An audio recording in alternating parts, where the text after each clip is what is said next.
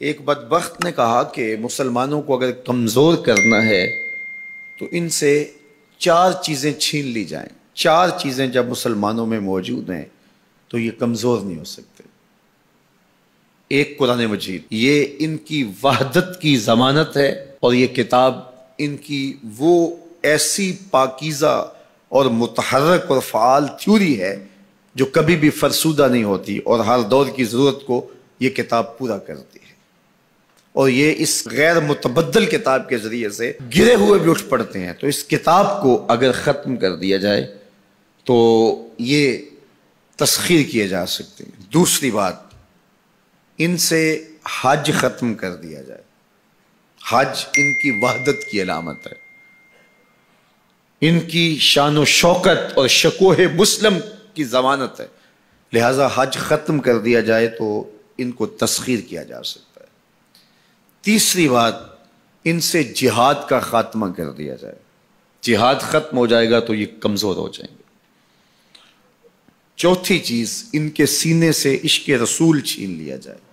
محبت رسول اس کے سینے سے کھینچ لی جائے. اگر یہ دولت نہیں رہے گی تو یہ مٹی کے مجسمے ہوں گے اور ان کے اندر کچھ نہیں ہوگا. وہ فاقہ کش جو موت سے ڈرتا نہیں ذرا، روح محمد اس کے بدن سے نکال لو.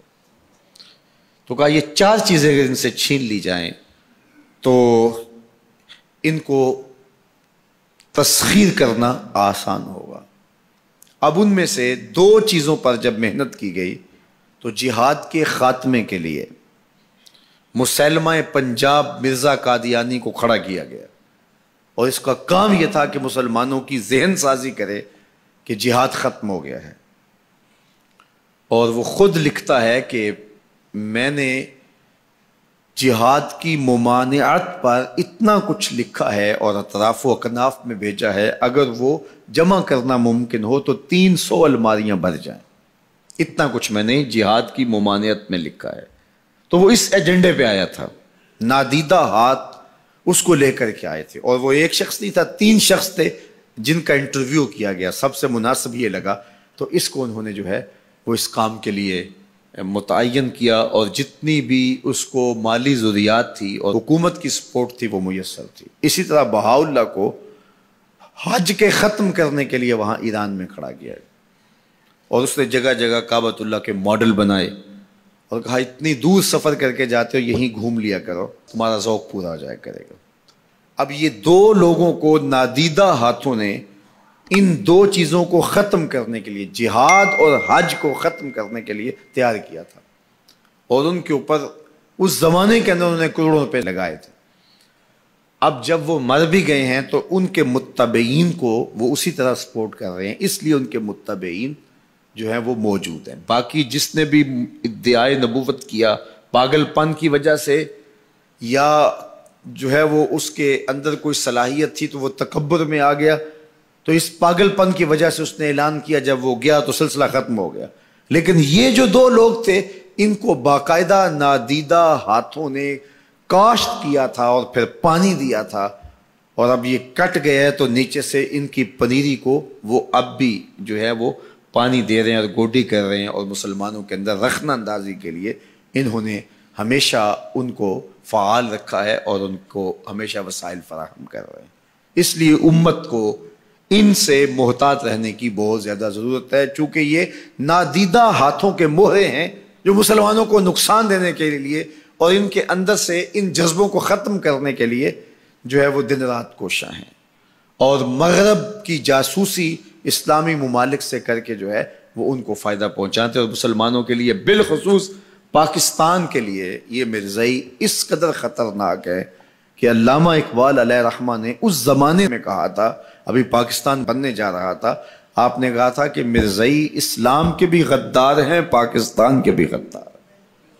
اور پھر زمانے نے دیکھا، علامہ اقبال علیہ رحمہ تو 1938 میں انتقال کر گئے، لیکن 47 میں پاکستان بنا تو لوگوں نے دیکھا کہ ان لوگوں نے پاکستان کی مخالفت کی، اور جب پاکستان ٹوٹا، 2 ٹکڑوں میں تقسیم ہوا، تو اس وقت قادیاں میں چراغاں کیا گیا، انہوں نے خوشی کا اظہار کیا.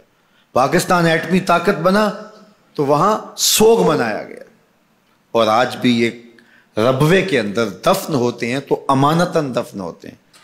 ان کا یہ مکروہ عقیدہ ہے کہ پاکستان ٹوٹ جائے گا اور ہمیں یہاں سے اٹھا کر کے ہماری گندی لاشوں کو وہاں ربوے سے قادیان کے اندر شفٹ کیا جائے گا.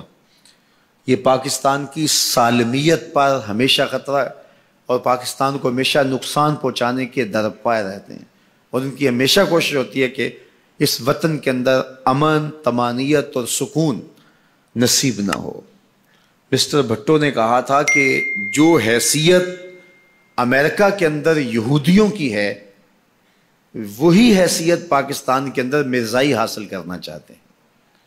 حکومت بھلے کس کی بھی ہو، لیکن یہ پاکستان کے اہم مناصب پر فائز ہو کر کے جو ہے وہ پاکستان کو اپنے کنٹرول اور قابو میں لینا چاہتے ہیں. لیکن اللہ بھلا کرے ان لوگوں کا جنہوں نے دن رات کی کاوشوں سے، محنتوں سے آئین کے اندر ان کو غیر مسلم قرار دلوایا. علماء نے، مشائخ نے، سب لوگوں نے، تمام مسالک کے لوگوں نے مل کے اس میں کاوش کی، محنت کی کہ یہ 7 ستمبر کا دن تھا، 1974 کی شام تھی، 4:35 ہو رہے تھے کہ جب دستخط ہوئے کہ مرزائی چاہے ربوی ہوں چاہے لاہوری ہوں کافر ہیں، اور پھر ہر سمت سے نعرہ تکبیر اور نعرہ رسالت کی آوازیں آنے لگی اور تاجدار ختم نبوت زندہ باد کی صدائے دل نواز گونجنے لگی. پھر اس وقت سے لے کر یہ پاکستان کے خلاف سازشوں میں اور زیادہ مصروف ہو گئے. پوری دنیا کے اوپر پھیلے ہوئے مرزائی پاکستان کو رسوا اور بدنام کرنا چاہتے ہیں مختلف ممالک کے اندر، اور ان کے مختلف ممالک کے ساتھ تعلقات ہیں مختلف بنیادوں پر، چونکہ یہ تھے ان کے، اور ان کے خود کاشتہ پودا تھا مرزائیت جو یہاں لگایا گیا، یہودیت کا خود کاشتہ پودا ہے. لیکن مرزائی یہ نہیں سمجھتے کہ پاکستان یوں ہی نہیں بنا، یہ کسی حادثے کا نتیجہ نہیں تھا، پاکستان محبوب کی نگاہوں کا نتیجہ. اللہ کے خاص فضل سے یہ پاکستان مارز وجود میں آیا.